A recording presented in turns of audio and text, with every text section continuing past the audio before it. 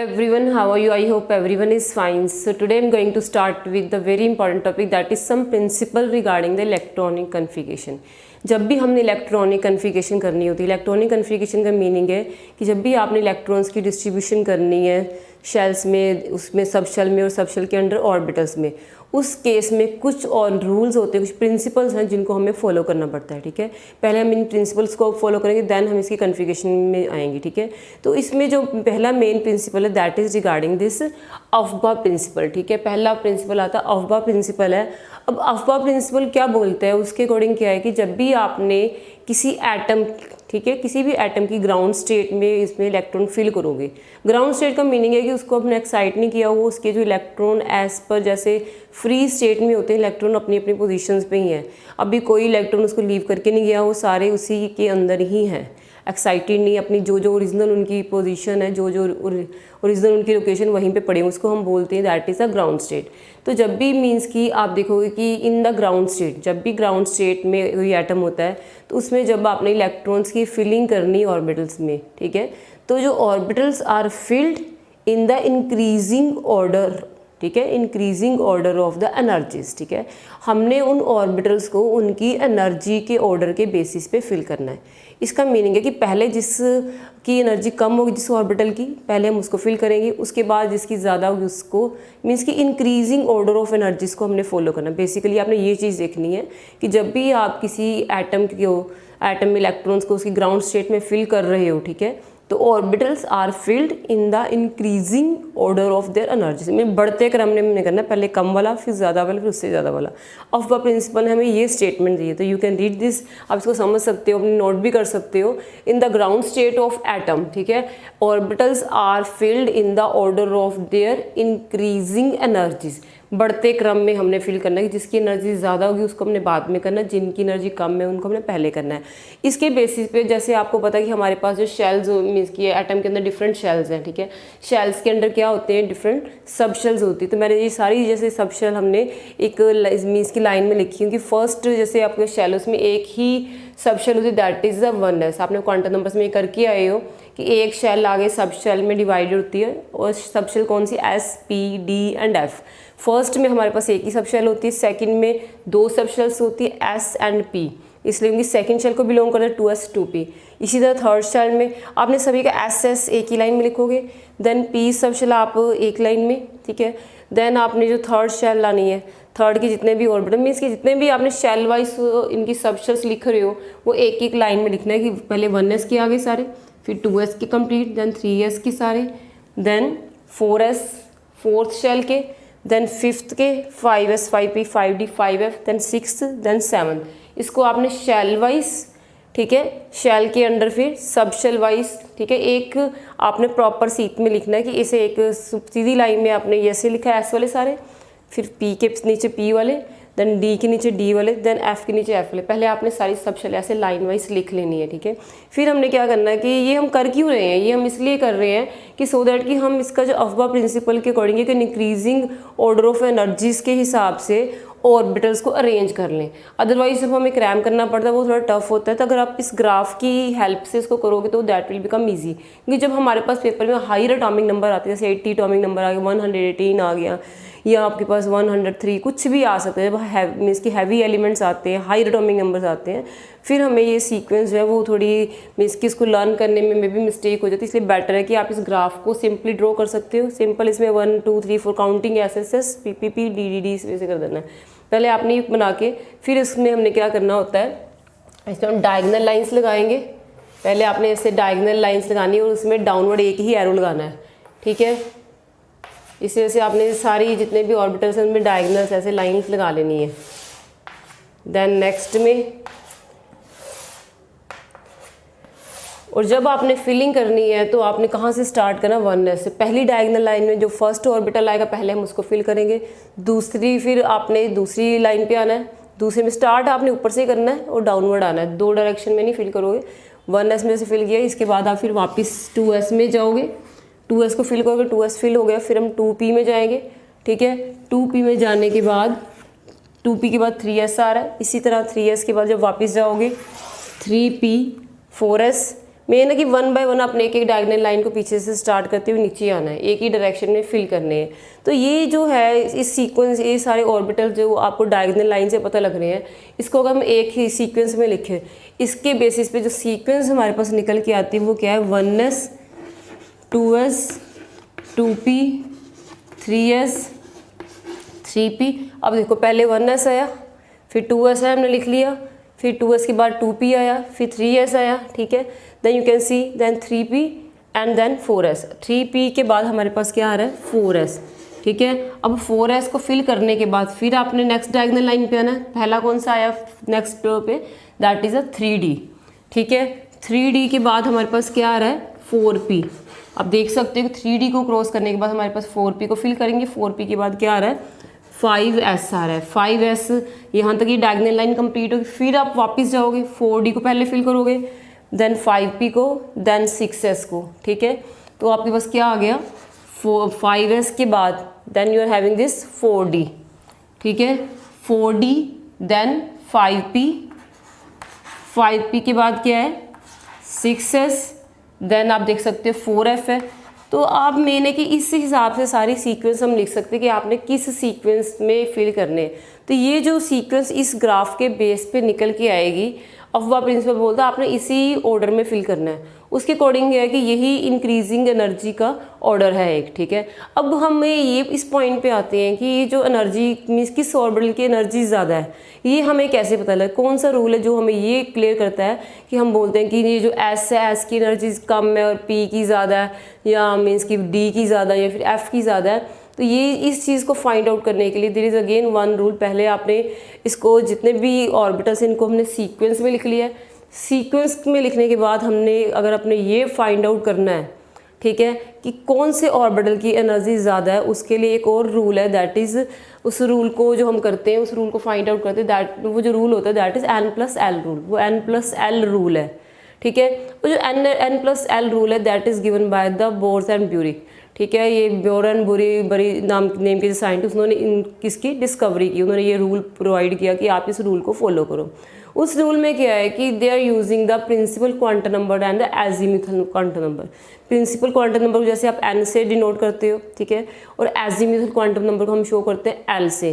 तो उन्होंने एक रूल हमें प्रोवाइड किया एनर्जी फाइंड आउट करने के लिए भी, किस ऑर्बिटल की एनर्जी ज़्यादा है, ठीक है। जिस मीन्स की ऑर्बिटल की जिसकी एनर्जी ज़्यादा होगी उसको हम बाद में फिल करेंगे, जिसकी कम होगी उसको हम पहले फिल करेंगे। उनके अकॉर्डिंग क्या होता है, जो n+l वैल्यू जिसकी कम आएगी इट मीन्स उसकी एनर्जी कम है, जिसकी n+l वैल्यू ज़्यादा आती है that has a higher energy. तो इस on the basis of that n+l rule, जो n+l रूल है उसके बेसिस पे एनर्जी डिसाइड की गई। आई थिंक इतना आपको क्लियर हो गया होगा।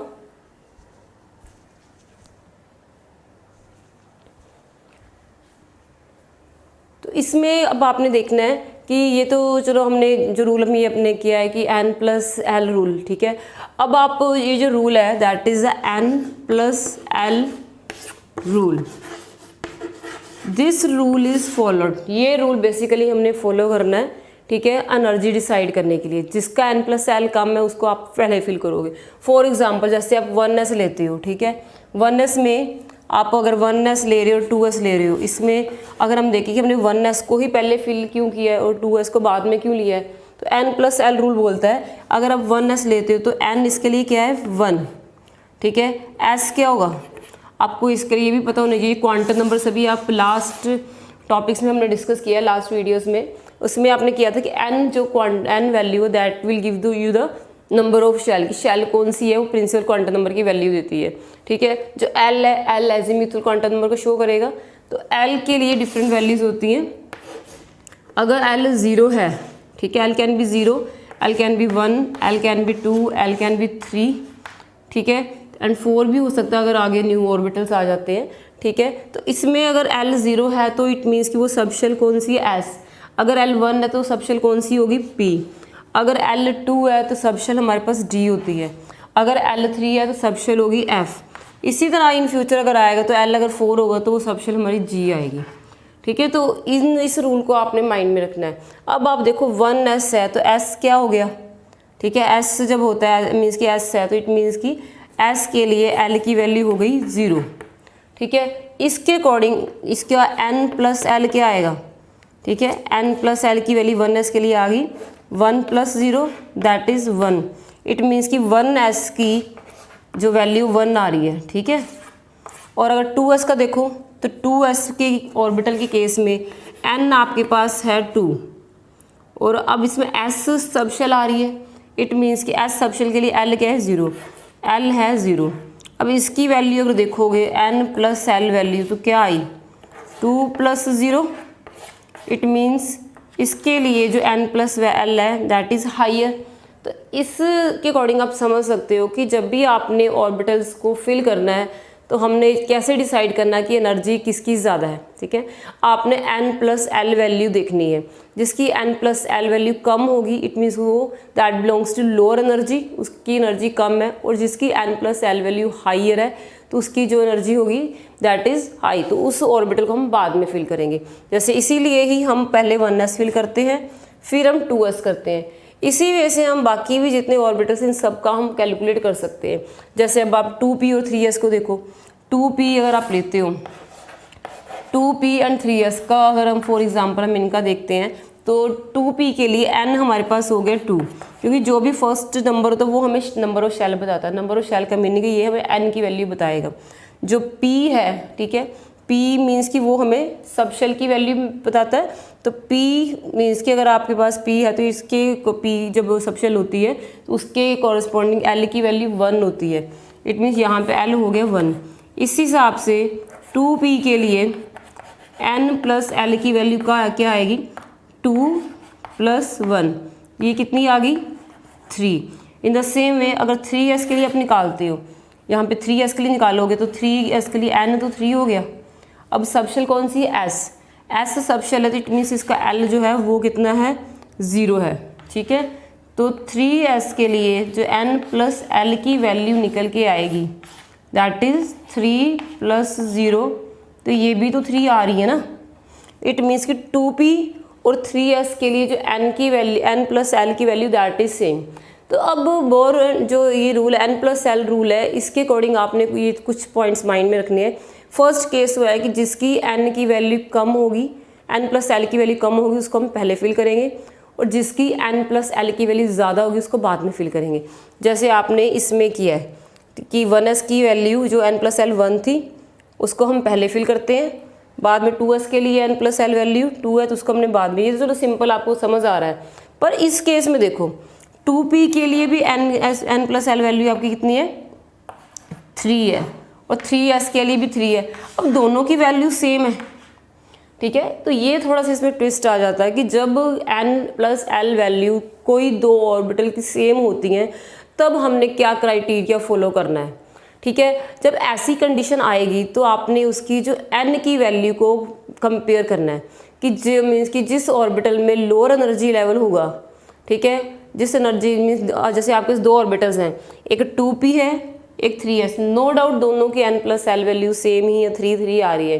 पर ऐसी कंडीशंस में the orbital with the lower energy level will be filled first, कि जिसका एनर्जी लेवल कम होगा। जैसे आप देखो 2p का एनर्जी लेवल कम है, 2 एनर्जी लेवल है, तो ये जो 3s का जो एनर्जी लेवल है यू कैन से शेल जो है वो 3rd है। ऐसे केसेस में जब n प्लस एल दोनों की सेम होगी, दिस लेट वेरी केयरफुली, आप अपनी कॉपीज में नोट भी करते जा सकते हैं, मेन पॉइंट्स हैं, बाकी मैंने आपको ऐसे बताया है।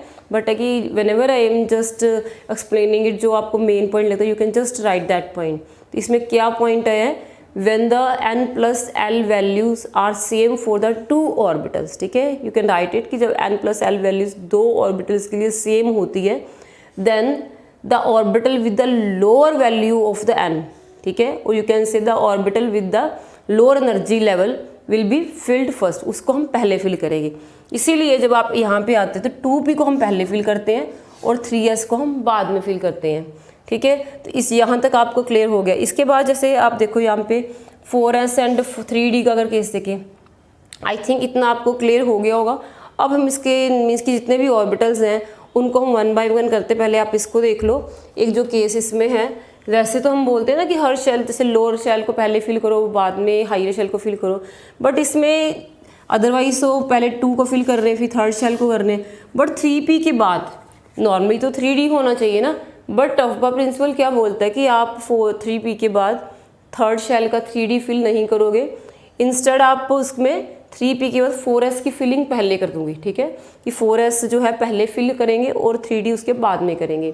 तो कई बार एग्जाम में आपको ऐसे क्वेश्चंस आ जाते हैं कि why 4s orbital that belongs to the fourth shell it is filled first, ठीक है, it is filled before that 3d, ये 3d से पहले क्यों भरा जाता है। इस तरह से आपको क्वेश्चंस आ सकते थे, उसको भी आप n+l के रूल के बेसिस पे डिस्क्राइब करोगे।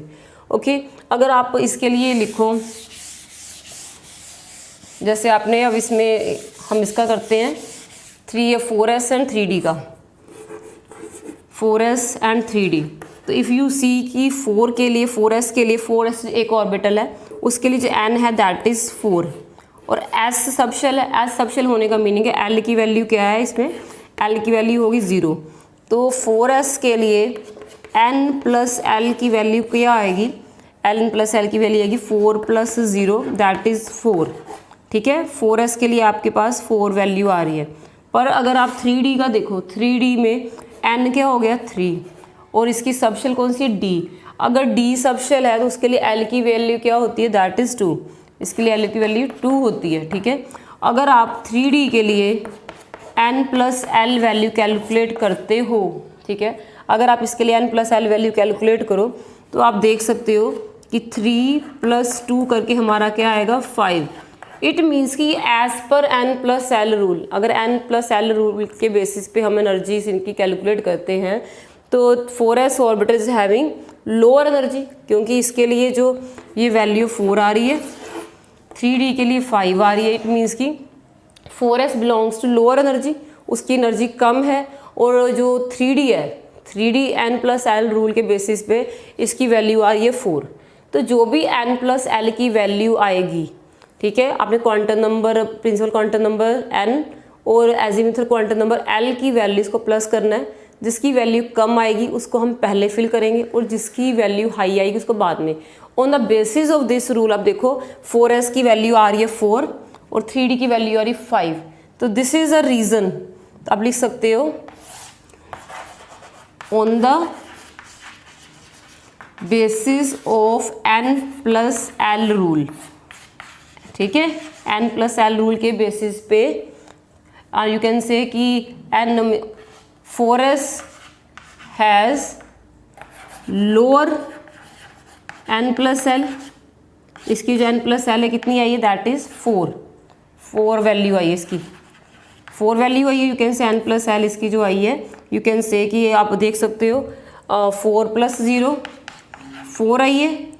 एंड जो सेकंड जो हमारा 3d है, 3d के लिए क्या है 3 + 2 दैट इज़ 5, ठीक है। इट मीन्स कि 4s has lower n+l value, कि 4s का क्या है, 4s has lower n+l value then 3d से इसकी जो वैल्यू वो कम है, दैट इज़ वाई, ठीक है। या आप बोल सकते हो मीन्स कि दस जो आपका है 4s इज़ फिल्ड फर्स्ट, कि 4s को हम पहले फिल करते हैं। तो this is the answer of that question. अगर एग्जाम में आपके ऐसे क्वेश्चन आते हैं कि 4s को आपने पहले क्यों फिल किया 3d से, तो आप इसका आंसर ये लिखोगे। इन द सेम वे जब आप आगे चलोगे आप देख सकते हो अगेन यहाँ पे देखो 5s और 4d आ रहे हैं। वैसे तो 4 वाली लाइन चल रही तो पहले 4p के बाद 4d आना चाहिए, पर इसमें भी वही चीज़ आ गई ना कि हम 4d से पहले 5s पढ़ रहे हैं। 5 जो है 5th शेल को बिलोंग करता है, बट फिर भी हमने 5s को पहले फिल किया है और 4d को बाद में, ठीक है। तो जैसे हमने 4s एंड 3d का केस डिस्कस किया है, इन द सेम वे आप इसके लिए भी ये ले सकते हो कि सपोज आप you can take the screenshot so that हम नेक्स्ट वाला इसमें न्यूमेरिकल करें। So please take the screenshot. अब हमने जो नेक्स्ट है, अब इसमें आप 5s एंड अगर इसका लें 5s एंड 4d का, 5s यहाँ पे हमने ले लिया 4d, ठीक है। अगर 5s है तो 5s के लिए n क्या हो गया 5, l तो 0 ही रहेगा क्योंकि s है, ठीक है। तो 5s के लिए n+l क्या आ गया, बस आपने l को चेंज करना है। l हमारा 5 है तो आंसर यहाँ पे आ गया 5। इट मीन्स कि 5s के लिए n प्लस l की वैल्यू 5 आ रही है। जब आप 4d के लिए निकालोगे, 4d के लिए n हो गया 4 और क्योंकि d सब शेल है तो l हो गया 2। तो जब आपने n प्लस l वैल्यू निकाली है 4d के लिए तो वो कितनी निकल आई, 4 + 2 6। इट मीन्स कि n plus l value 5s is lower than the means की than that of the 4d, कि 4d की n plus l value higher आ रही है और 5s की जो n प्लस l वैल्यू कम आ रही है। इसीलिए ही हम क्या करते हैं, 5s को पहले फिल करते हैं और जो आपका ये दूसरा 4d उसको बाद में फिल करते हैं। ठीक है, आई होप आपको ये n plus l rule clear हो गया होगा। This is one of the very important rule. ठीक है, इसके बाद हम जितने भी ये ऑर्बिटल्स हैं इनको हम सीक्वेंस में लिख के एक बार इसको कर लेते हैं और इसके बेसिस पे आपको काफ़ी एग्जाम में न्यूमेरिकल्स भी कई बार MCQs आ सकते हैं कि they can give you the different orbitals and they can ask you to arrange the following order. कोई भी मीन्स की ऑर्बिटल्स दे सकते हैं, they can ask you to arrange the given orbitals in the increasing order of their energies. तो उनकी energies के order में अगर आपने उनको अरेंज करना है तो आप उनकी n प्लस l वैल्यू निकालोगे तो उसके बेसिस पे उसको कंपेयर करोगे। तो आई होप ये आपको यहाँ तक इसका सारा क्लियर हो गया होगा। मेन आपने यही देखना है, सिंपल रूल है n plus l, n principal quantum number है, l एजीमुथल है, सभी की n की वैल्यू देखोगे और l की वैल्यू देखोगे।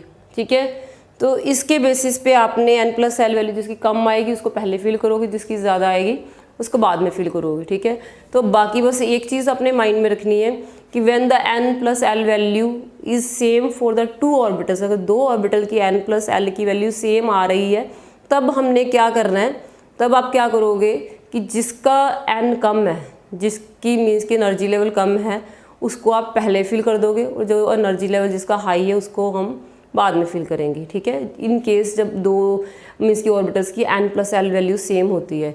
आई होप यहाँ तक आपको क्लियर हो गया होगा। अब इसी n प्लस l के बेसिस पे जो आपको एग्ज़ाम में क्वेश्चन आते हैं, इसका जो न्यूमेरिकल आपको NCERT में आता है तो वो हम उसको डिस्कस करेंगे। ठीक है, सो दैट कि आपको ये कंसेप्ट क्लियर हो जाए, आपको पता भी लग जाए कि ये हमने अप्लाई कहाँ पे करना है। I hope this is all clear up to this कि this is a numerical that is based on the Aufbau principle, जो आपको एग्जाम में MCQs की फॉर्म में आ सकता है कि arrange the following quantum numbers of the 6 electron in the increasing order of their energies. ठीक है, तो आपको जैसे NCERT में न्यूमेरिकल दिया हुआ है, एग्जाम में आपको किसी फॉर्म में भी आ सकता है, तो उसमें जैसे आपको ये 6 इलेक्ट्रॉन्स हैं, 6 इलेक्ट्रॉन्स की अलग अलग क्वांटम नंबर्स की वैल्यू दी हुई हैं। अब आपको बोला क्या गया है कि इसको एनर्जीज के ऑर्डर में मीन्स के अरेंज करो कि जिसकी एनर्जी सबसे कम है उसको पहले, फिर सेकंड वाले की, फिर थर्ड वाले की, फिर जो भी इसकी इंक्रीजिंग बढ़ते क्रम में आपने लगाना है। ठीक है, अब आप सबसे पहले फर्स्ट इलेक्ट्रॉन को देखो। तो हमने एनर्जीज कैसे डिसाइड करनी है, हमने एनर्जीज डिसाइड करनी n प्लस l रूल के अकॉर्डिंग। ठीक है, अब आप इसमें देखो आपका फर्स्ट वाला जो केस है इसमें n क्या है, 4 है फर्स्ट इलेक्ट्रॉन के लिए, n 4 हो गए तो हमने सबसे पहले n plus l value calculate कर लेंगे। इसका n 4 है और l क्या हो गया 2।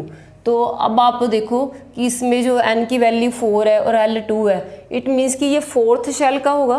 और आपको ये पता होना चाहिए कि जो 2 वैसे तो आप डायरेक्टली ही कैलकुलेट कर सकते हो। ठीक है, तो कि n प्लस l इसका क्या आएगा, इसका n प्लस l आपके पास आएगा, n क्या हो गया 4, l क्या है 2, इट मीन्स कि n प्लस l की वैल्यू आ गई आपके पास 6।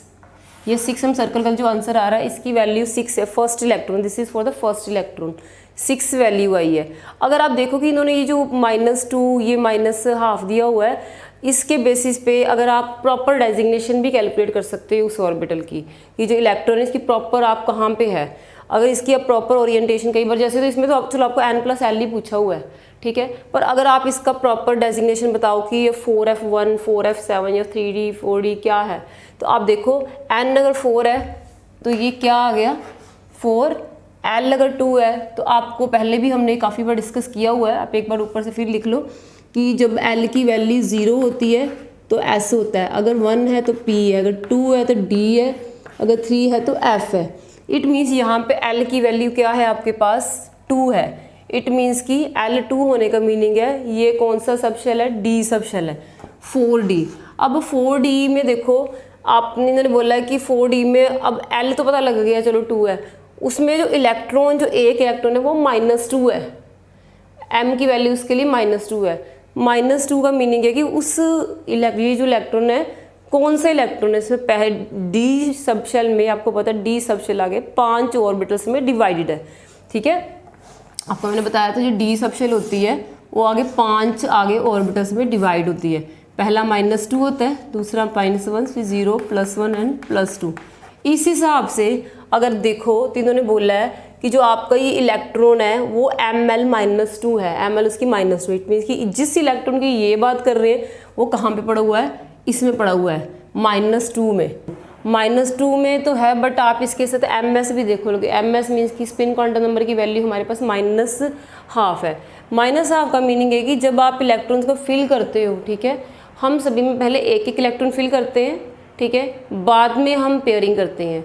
ये जो रूल होता है जिसको हम बोलते हैं मीन्स कि जिसके अकॉर्डिंग है कि ऑल द जो ऑर्बिटल्स है that should be singly occupied, पहले वो सिंगली ऑक्यूपाइड हो गए देन पेयरिंग हम इसकी करेंगे, ठीक है।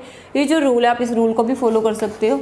इस रूल को हम बोलते हैं हंट्स रूल, ठीक है। क्योंकि जहाँ पे भी हमारा जो रूल आता जाएगा हम उसको साथ साथ डिस्कस करते जाएंगे। जैसे हमने इस इलेक्ट्रॉनिक कन्फिगरेशन में हमने 2 इसके डिफरेंट रूल्स डिस्कस करने हैं। पहला रूल हमने ऑफबा प्रिंसिपल किया है, इसी के अंडर ही जब आप ये न्यूमेरिकल डिस्कस कर रहे हो इसमें हमारा एक सेकेंड रूल भी आ रहा है, that is a Hund's rule. अब हंट्स रूल क्या बोलता है, इसके अकॉर्डिंग क्या है, no pairing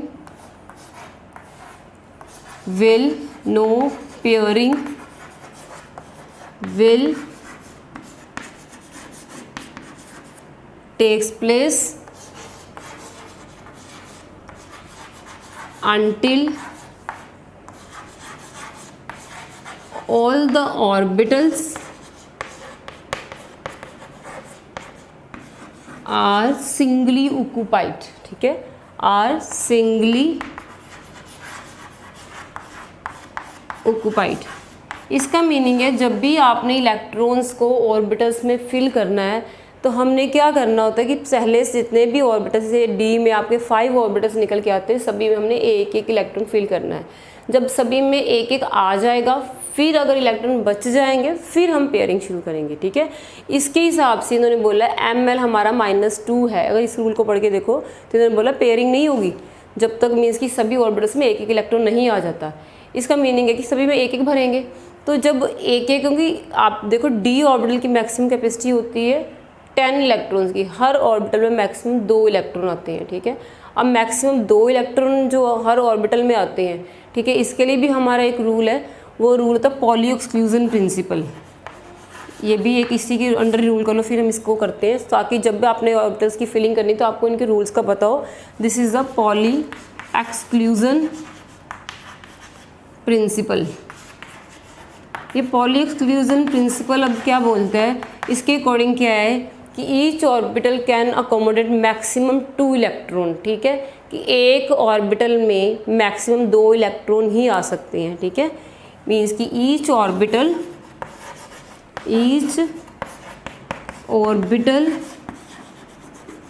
can accommodate maximum 2 electrons with opposite spin,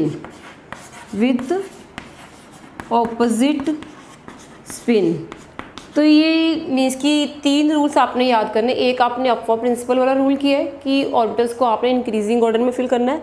अब जब हम इस न्यूमेरिकल को सॉल्व कर रहे हैं इसमें हमारा एक और रूल अप्लाई हो रहा है जो हमने किया हंट्स रूल। हंट्स रूल बोलता है कि पेयरिंग नहीं करनी जब तक सभी ऑर्बिटल में एक एक नहीं आ जाता। इसके बाद एक और रूल आता है। 3 रूल्स मेन आपने इलेक्ट्रॉनिक कन्फिगरेशन के करने हैं। पॉली एक्सक्लूजन प्रिंसिपल क्या बोलता है, each orbital can accommodate maximum 2 electron, कि हर एक ऑर्बिटल में मैक्सिमम 2 इलेक्ट्रॉन ही आने हैं। और वो जो 2 इलेक्ट्रॉन आएंगे ना वो ऑपोजिट स्पिन में पड़े होंगे। ऑपोजिट का मीनिंग है अगर एक क्लॉकवाइज स्पिन कर रहा है तो दूसरा एंटी क्लॉकवाइज स्पिन करेगा।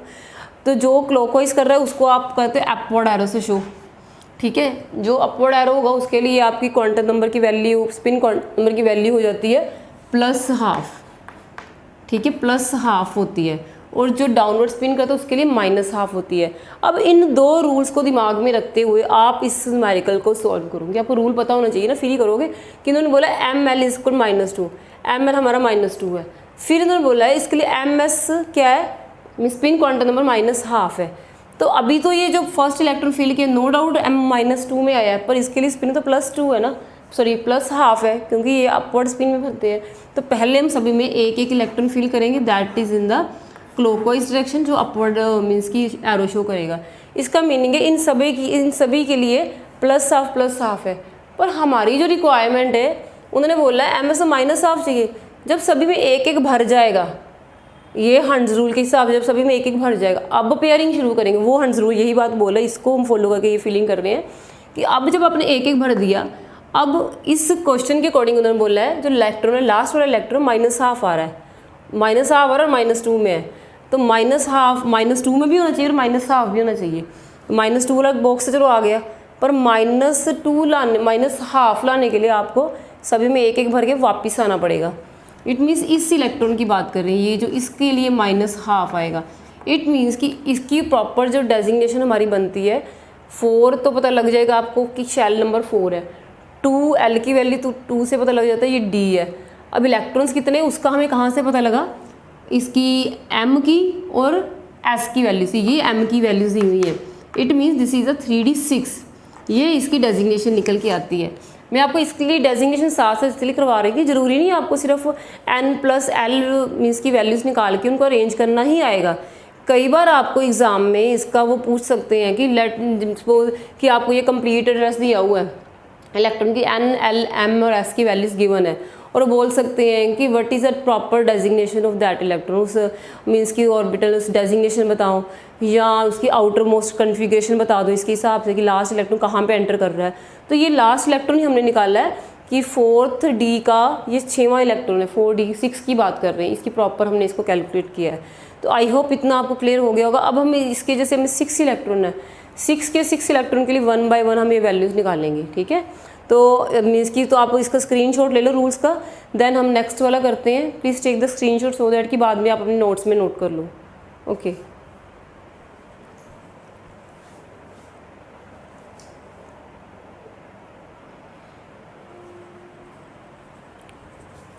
और अगर आप इसका दूसरा रूल देखो, next third rule poly exclusion principle, उसने बोला है कि हर एक ऑर्बिटल में मैक्सिमम 2 इलेक्ट्रॉन आ सकते हैं। इसीलिए जब आपने सेकंड फिलिंग करने के बाद एक एक इसमें भरा, तो हमने 2 सेकंड इलेक्ट्रॉन भरा है। इट मीन्स कि इस ऑर्बिटल में मैक्सिमम 2 ही आए हैं।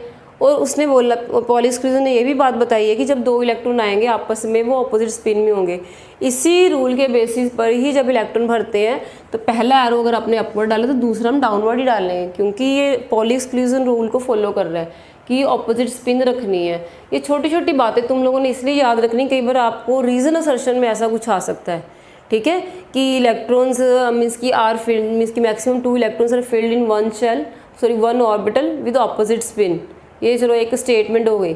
तो रीज़न वो बोल सकते हैं it is done on the basis of the means Hund's rule poly exclusion, ठीक है। ऐसे कुछ भी आपको, तो आपको जस्टिफाई करना पड़ेगा कि वेदर इट इज़ राइट और रॉन्ग। मीन्स कि एक एक बात को आप इसको डीपली समझ के चलो कि ये जो रूल ऐसे वैसे नहीं बनाए हुए। जब हम इलेक्ट्रॉन्स को भरते हैं ऑर्बिटल्स में, तब हर रूल की एक अपनी सिग्निफिकेंस होता है, अपनी इंपॉर्टेंस है। कि पहले हंड्स रूल ने हमें बताया कि सिंगल भरो फिर पेयरिंग शुरू करो। अब आपने एक ऑर्बिटल में मैक्सिमम 2 इलेक्ट्रॉन डाले, 2 भी वो सीधे नहीं डाले, एक सीधा है क्लॉकवाइज डाला, दूसरा एंटी क्लॉकवाइज डाला है। तो ये पॉली एक्सक्लूजन प्रिंसिपल बता रहा है। अब आपको ये रूल्स क्लियर हो गए होंगे। अब हम ये जो बाकी 6 इलेक्ट्रॉन्स हमने बोला है ना, हमारे टोटल 6 इलेक्ट्रॉन है। अब रूल्स आपको पता लगे कि इस न्यूमेरिकल पे कौन कौन से रूल्स अप्लाई होंगे। ये रूल्स 2 रूल अप्लाई होंगे अब, ठीक है। इन रूल्स के बेसिस पे हम इनकी N+L की वैल्यूज़ निकाल लेंगे और ये 6 इलेक्ट्रॉन जो है इनको हम क्या करेंगे, इनको हम पूरे इंक्रीजिंग ऑर्डर ऑफ एनर्जी में फिर इनको हम अरेंज करेंगे। जैसे अब आपका सेकंड इलेक्ट्रॉन दो, ये सेकंड जो इलेक्ट्रॉन है इसके लिए N+L निकालो। N+L की क्योंकि हमने निकालनी, तो N इसके लिए क्या है, यू कैन सी आपको नज़र आ रहा होगा कि N इसका 3 है और L 2 है। तो यहीं से पता लग रहा है N+L क्या हो गया 5, 3 + 2 5 हो जाता है, ठीक है। ये आपका 5 आ गया। और N 3 है और L क्या है 2, तो इट मीन्स कि ये कौन सी शेल होगी, ये 3D हो जाती है, ठीक है। ये इसकी 3D शेल आती है और इसके लिए मैक्सिमम N+ जो L है वो 5 आ रहा है और शेल कौन सी है 3D है। जैसे यहाँ पे कौन सी शेल आई थी 4D, ठीक है। इसी तरह आप जैसे मैंने इसकी लास्ट इलेक्ट्रॉन की निकाली, सभी की निकाल सकते हैं, बट अभी हमारे इस न्यूमेरिकल में वो चीज़ रिक्वायर्ड नहीं है। इन्होंने सिंपल ये बोला कि आप इनको ऑर्डर में अरेंज करो। तो इसको भी चलो एक आधा हम करके देख लेते हैं। बाकी तुम लोग मीन्स कि जब आपको सिर्फ एनर्जी के ऑर्डर में इनको अरेंज करना है तो आपको इतने लंबे छोटे चक्कर में जाने की तब ज़रूरत नहीं है। तब आप सीधा एन लो देखो और एल को देखो, एन और एल को देख के उसका ऑर्बिटल उसका देख लो कौन सा 3D जैसे बन रहा है। इसका N4 था, L2 था, तो 4D बन रहा था। ठीक है, तो इसमें अभी इन्होंने सिर्फ इंक्रीजिंग ऑर्डर में, तब आपने इतना ही न्यूमेरिकल निकालना है। पर अगर आपको डेजिग्नेशन आती है सेपरेट न्यूमेरिकल, अगर कोई ऐसा आता है तब आप इसको इस तरह बॉक्सेस में डिवाइड कर सकते हैं। एक एग्जांपल चलो हम इसका भी कर लेते हैं ताकि आपको थोड़ा पता अच्छे से क्लियर हो जाएगा कि अगर L2 है और ML क्या दिए हो 1, तो पहले तो आपको होता है L जो होता है 2 है तो 5 बॉक्सेस आएंगे। ठीक है, इस बार इन्होंने बोला है जो इलेक्ट्रॉन है वो L1 में पड़ा हुआ है। आपको पता है इसमें जो वैल्यूज़ होती है -2, -1, 0, +1 एंड +2 होता है। ठीक है, हमारा जो L है वो 1 है, इट मीन्स कि इलेक्ट्रॉन कहाँ पे पड़ा है 1 में। तो यहाँ तक तो आप एक एक इलेक्ट्रॉन पहले भरो, 1 तक तो पहुँचो। अब देखो कि इसके आगे जाना है कि नहीं, वो कैसे पता लगेगा। इसमें L की स्पिन क्वांटम नंबर की वैल्यू +½ ही दी है। इसका मीनिंग है एरो अपवर्ड ही है तो ऑलरेडी ½ ही है। ठीक है, तो यहाँ तक हमारा आंसर निकल आया, हमें आगे जाने की ज़रूरत नहीं है। इट मीन्स इसमें इलेक्ट्रॉन की जो डेजिग्नेशन वो क्या आई 3D4। इसमें 4 इलेक्ट्रॉन 3D4 निकल के आता है। वो कैसे पता लगा, वो M की वैल्यू से पता लगा और S +½ है इसलिए पता लगा कि +½ तक रुक जाना है हमने, जाके एक एक भरना है, +1 तक पहुँचना है और +1 में भी +½ तक। अगर -½ होता तो फिर आपने पहले +½ भर के हंड्स रूल के अकॉर्डिंग वापस आके ऑपोजिट वाले -½ तब निकलना था। ठीक है, तो अभी इस न्यूमेरिकल में तुम लोग सिंपल भी ये इसमें डिटेल में जाने की ज़रूरत नहीं, तुम लोग N+L भी निकाल सकते। क्वेश्चन हमारा सिंपल ये है कि आप अरेंज करो। ठीक है, ये तो हम एक्स्ट्रा कर रहे हैं कि अगर आपको दूसरी टाइप के न्यूमेरिकल इसके अगर एड्रेस दिया है तो आपको डेजिग्नेशन भी निकाल सकते हो। ठीक है, अब आप देखो जो नेक्स्ट वाला न्यूमेरिकल है N4 है L1 है, तो इसके लिए N+L जब निकालोगे तो N हो गया आपका 4, L अब देखो 1 है। ठीक है, L1 के हिसाब से आपका ये डेजिग्नेशन आ गई 5 इसका जो आ गया N+L की वैल्यू। और ऑर्बिटल कौन सा बना 4 और 1, 4 शेल है और 1 का मीनिंग है 1 के साथ क्या शो करता है 1 अगर आपकी वैल्यू हो तो वो P सब शेल होती है। ठीक है, it means this is a 4P। Okay, अगर 4P में आपको तो P अगर 3 सब शेल में डिवाइडेड है।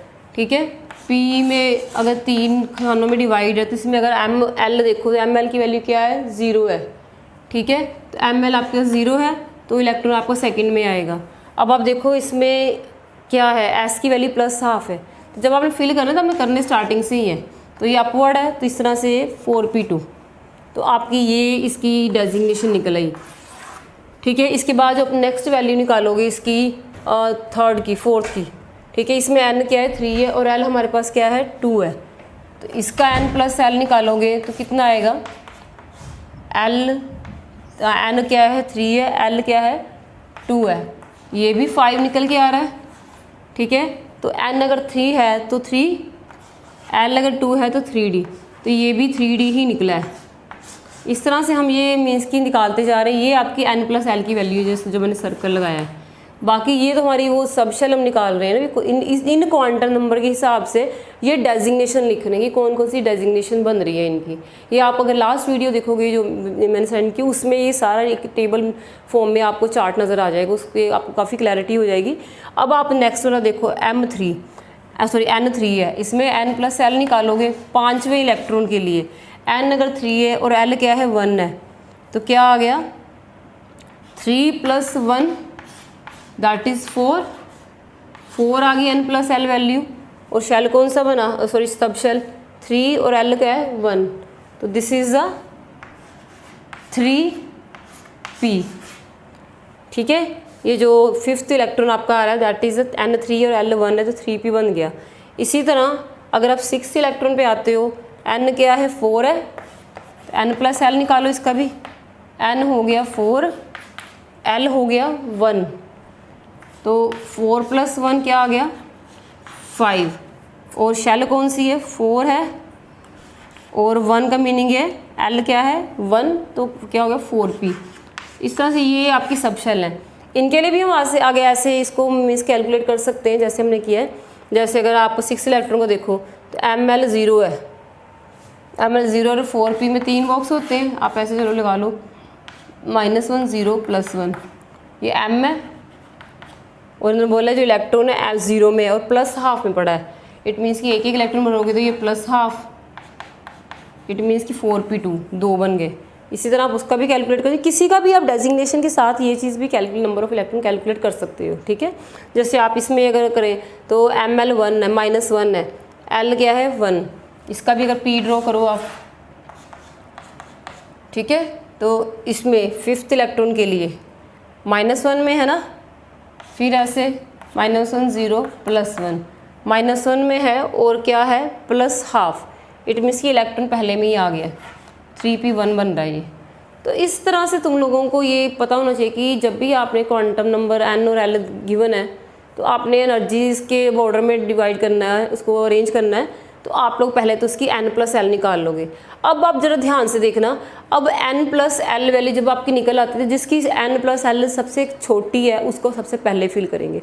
हमारे पास जो n+l की वैल्यू है 6 आई है, 5 आई है, फिर 5, फिर 5, फिर 4, तो सबसे स्मॉल वैल्यू किसकी है 4 वाली वैल्यू। ये 4 वाली इलेक्ट्रॉन वैल्यू किसकी है, ये 5th इलेक्ट्रॉन 5वें इलेक्ट्रॉन की है। 5वें इलेक्ट्रॉन नंबर मैंने 5 डालने हैं ना, 6 डाल लें, तो 5वें इलेक्ट्रॉन की वैल्यू क्या है 4। तो जब आपने ऑर्डर लिखना है सबसे पहले कौन सा इलेक्ट्रॉन लिखो, 5वें इलेक्ट्रॉन। 5वें इलेक्ट्रॉन किस में पड़ा हुआ है, देखो ये 3p में पड़ा हुआ है, ठीक है। तो ये सबसे पहले आ गया।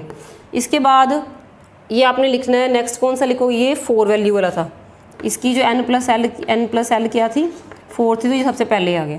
अब आप इसका तो चलो हो गया, हमने टिक कर दिया। अब देखा जाए तो बाकी तो 5, 5, 5 4 तो 5 वाले ही हैं। अब सभी की वैल्यू n+l 5 है। अब हमने कैसे डिसाइड करना कि किसको पहले लिखे और किसको बाद में लिखे, ठीक है। तो अब आप इस चीज़ को नोटिस करो कि जब आपको मैंने इसके पहले भी एक रूल बताया था, अगर 2 ऑर्बिटल की n+l सेम होती हैं तब क्या करते हैं, n+l तो सेम है, तो फिर हम देखते हैं जिसका एनर्जी लेवल कम है, जिसकी n की वैल्यू कम है, जिसकी छोटा एनर्जी लेवल है, जहाँ जिसकी शेल नंबर कम है, उसको हम पहले फिल कर देते हैं। अब इसमें देखो 5 एक 3d वाला है, एक 5 4p वाला है, दोनों का 5 5 है। तो 3d और 4p में अगर देखो d, ये तो n+l तो सेम है, तो शेल किसकी छोटी है 3 वाले की। इट मीन्स फिर हम 3d वाले को फिल करेंगे, मीन्स सेकेंड इलेक्ट्रॉन को भरेंगे। तो ग्रेटर देन का साइन है, सबसे पहले इसकी एनर्जी, बाद में क्योंकि इसका n+l ज़्यादा है तो एनर्जी इसकी ज़्यादा होगी, तो हमने ग्रेटर देन का साइन डाल दिया। तो वो आपने ये कौन सा दूसरा इलेक्ट्रॉन आता है, सेकंड इलेक्ट्रॉन। सेकंड इलेक्ट्रॉन का कौन सी शेल है 3d4। अब आप देखो ये तो चलो आपने कर लिया, इससे पहले लिख दिया। अब आप देखो नीचे जाके भी तो 5 वाला आ रहा है ना, नीचे एक और 5 वाला आ रहा है, इसमें भी 3d है। इट मीन्स ये भी 3d है, ये भी 3d है और n+l भी सेम है। तो इस ज़रूरी नहीं होता हर बार जो एनर्जी सभी की डिफरेंट होती है, कई बार सेम एनर्जी वाले भी होते हैं। जैसे ये इसकी n+l 5 है, जब आप ये 4th इलेक्ट्रॉन देख रहे हो, 4th इलेक्ट्रॉन का भी 3d है और n+l दोनों की, इसकी और इसकी, दोनों की देखो n+l 5 है और शेल भी 3 3 है, तो दोनों सेम एनर्जी के हो गए। इट मीन्स कि सेकंड इलेक्ट्रॉन की एनर्जी और 4th इलेक्ट्रॉन की एनर्जी बराबर है। आपने फिर इक्वल टू का साइन डाला, ये नहीं कि सभी में ग्रेटर देन का लेके चली जाओ। तो MCQs गलत नहीं करने पेपर में, इसको ज़रा इस चीज़ को समझ के चलना है। तो 4th इलेक्ट्रॉन देखो, ये जो 4th इलेक्ट्रॉन आपके पास आ रहा है, ठीक है, ये 4 हमने इसलिए रखा कि 4th इलेक्ट्रॉन को डेजिग्नेट कर रहा है। यहाँ पे कौन सा बन रहा है 3d।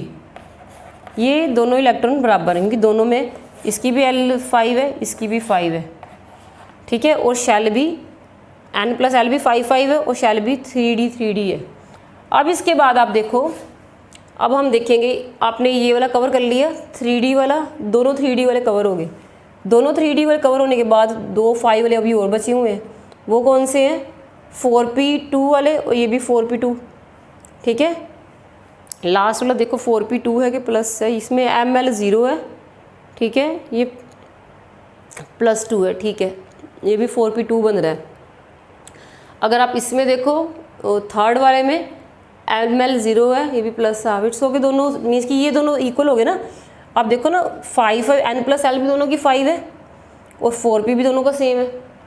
इट मीन्स कि जो तीसरा इलेक्ट्रॉन है, थर्ड इलेक्ट्रॉन 4p वाला, ठीक है, और इसके बाद जो आप देखो ये 6th इलेक्ट्रॉन है, इसका भी 4p है 5 है, it is equal to 6 electron, और जो 6 वाला 4p ये दोनों आपस में बराबर है, इक्वल है, ठीक है। तो इस हिसाब से आप नीचे से रब कर लेते, थोड़ा स्पेस इधर कम आ रहा है, ये 4p यहाँ तक हो गया, ठीक है। अब आपने मेन पहला एक इलेक्ट्रॉन ये हो गया, दूसरा, तीसरा, चौथा और पांचवा। अभी एक इलेक्ट्रॉन और है, टोटल 6 इलेक्ट्रॉन हमने मीन्स की अरेंज करने हैं। अब 6 इलेक्ट्रॉन, सबसे बड़ा इलेक्ट्रॉन कौन सा है, इसमें क्या है, इसमें भी n+l 5 है, इसमें भी 5 है। इट मीन्स की सबसे पहले 4n+l वैल्यू लिखी, फिर 5 में हमारी अलग अलग कैटेगरीज आ गई। एक 5 आए 3D वाले, दूसरे 5 आए 4p वाले। जब n+l सेम होती है तो जिसका कम होता है वो पहले लिखते हैं, जिसका ज़्यादा होता है बाद में। अब ये दोनों ही n+l सेम है, शैल भी सेम है, तो इनको दोनों के बीच में इक्वल टू का साइन डाला, ना कि ग्रेटर दैन का। इसी तरह ये तीसरा और 6वां इलेक्ट्रॉन, इनका भी n+l 5 है, इसका भी n+l 5 है, शैल भी सेम है, तो इनका भी आप क्या लिखोगे, इक्वल टू का साइन। लास्ट में देखो फर्स्ट इलेक्ट्रॉन है, लास्ट में फर्स्ट इलेक्ट्रॉन का n+l क्या है, 6, ठीक है। तो लास्ट में सबसे ज़्यादा एनर्जी किसकी है, फर्स्ट इलेक्ट्रॉन की, दैट इज़, इसको अगर आप लिखो तो कौन सा बनता है, ये 4d बनता है।